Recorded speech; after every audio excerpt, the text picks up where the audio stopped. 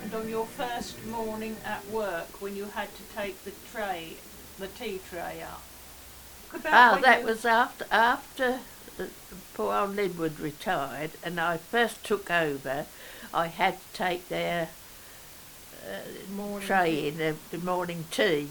Yeah. And I didn't realise, you see, that I mustn't put the light on. I had to, I put the light on, and of course that woke them up. And she told me about it afterwards. She said, "Can you manage without the light? Because we don't want to be woken up, suddenly like that." So I had to grope my way as best I could. To the window.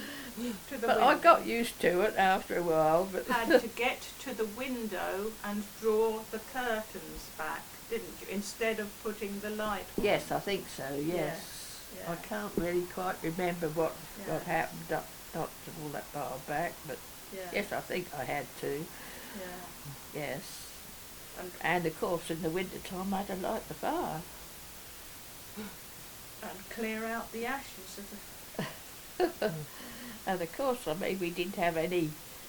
We had to light it with sticks and so forth, and we had what we call a stick place in part of the old place, what's up there now, and one of the men was supposed to keep it filled with sticks, but he was a lady sort of type, and he left it till the last minute, so when he did fill it up, of course the sticks were damp. Was it hard work for you?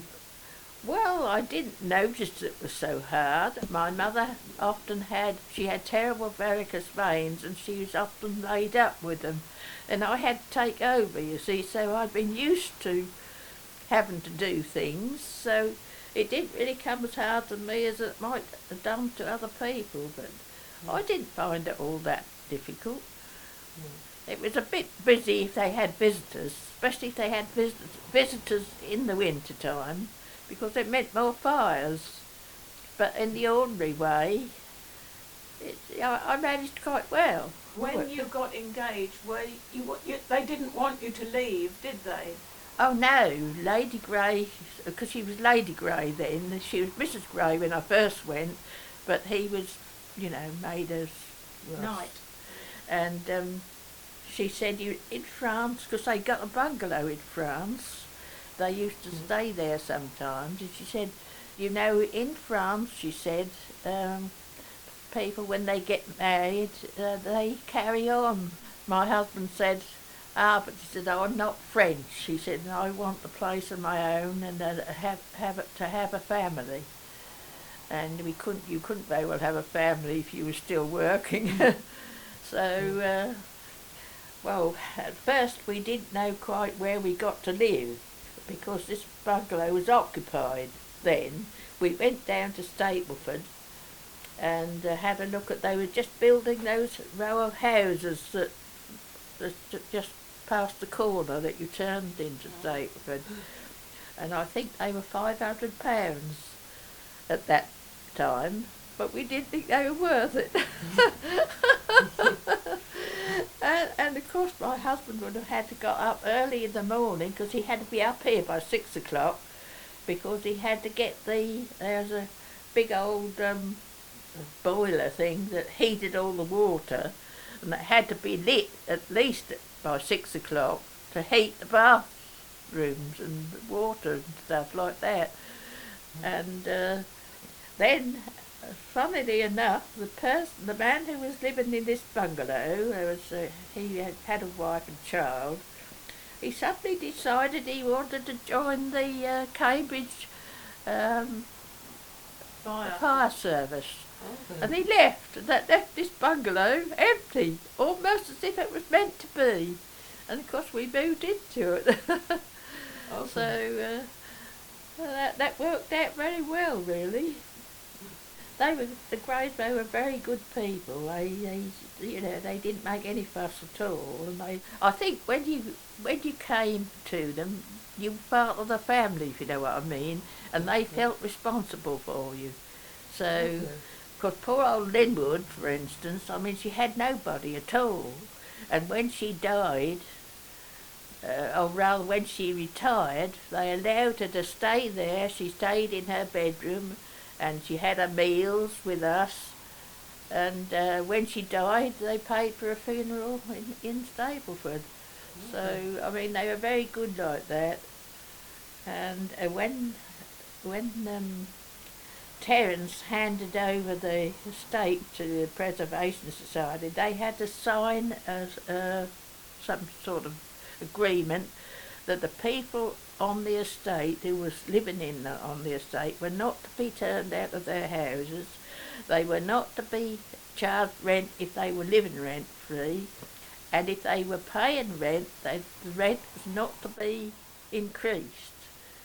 So that's how it was that we was able to stay here. When the Greys went to France, that was when you had to do the spring cleaning, wasn't it? Oh yes, naturally with all the fires they got mucky, and so we had to take all the carpets up, and the gardeners had to beat them. They didn't like it. They didn't think it was their job, and so they left it till the very last minute. We had to keep on to them. We got the place all clean. We couldn't get it straight because we couldn't get the carpets down.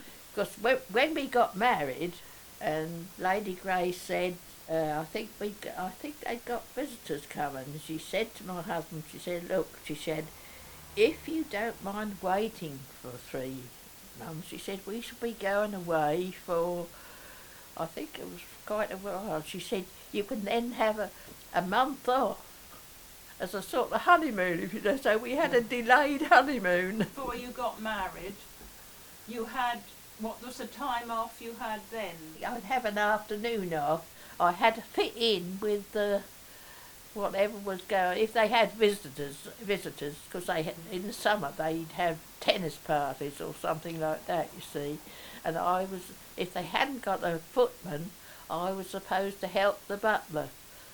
And I know we had arguments about it because they always had the same things. It's funny, they always had cucumber sandwiches and cakes. I can't remember that. The cake was always the same, but it was bought. They didn't expect the cook to make cakes because she was a plain cook, and you didn't ask a plain cook to make cakes.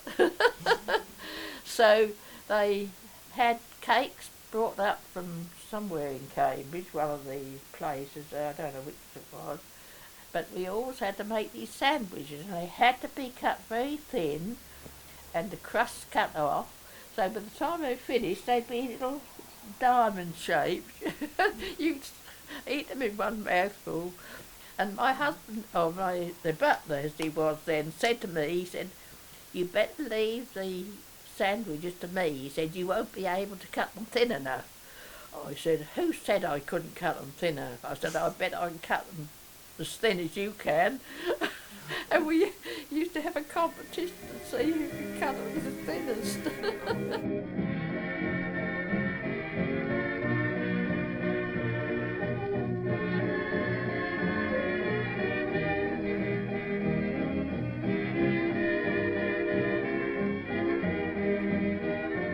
Dad, when Mr. Terence left, he wasn't upset about the Gogs closing down. Well, not really, no, because they died, you see. Yeah, so the old Lady way Grey was completely on her. She got 2 nurses. Terence hired 2 nurses to look after her on her last, because Sir Harold had died in France. So he must have been either cremated or buried there, I don't know. Anyway, he wasn't brought back here. She came back on her own, and then when she became ill, Terence hired 2 nurses to look after her. Well, they were all right, but my husband said they helped themselves to different things, you know, and he used to pop in when they were sort of doing something else to see if there was anything she wanted. And she turned to him and she said, Reynolds, she said, you're my only friend. And I thought that was very sad. My husband took me down one night the whole floor was covered with cockroaches. You couldn't walk without stepping on them. They crackled under your feet. I loved the place. And other places I've been to, I used to be homesick and I was glad to get home. But here, I felt I was coming home almost. It felt like another home somehow, you know. My husband wasn't in the war because he didn't pass the medical test. And so Hal wrote to the authorities. He said that he's doing very good work here because he's helping to nurse the convalescents, and the old people loved him. He got on very well with old people, I think, because he had to nurse his own mother, apparently, and it was partly why he left and came here, because his father married again. Although he got on with his stepmother, he didn't really like the idea of her replacing his mother, and that's when he left and came here as a footman, and then he was promoted to butler. You had a bad cook, didn't you? You had what you called Fatty Willis, and she made a cake, and my father bowled it down the corridor. It was so hard. Oh yeah. And the food wasn't always, the vegetables weren't always cleaned very well. You said to me once that you were waiting at table and you saw this big caterpillar on somebody's plate and you didn't know whether to say anything or not. Oh yes, I remember that. So I think she thought she'd better not say. Yeah.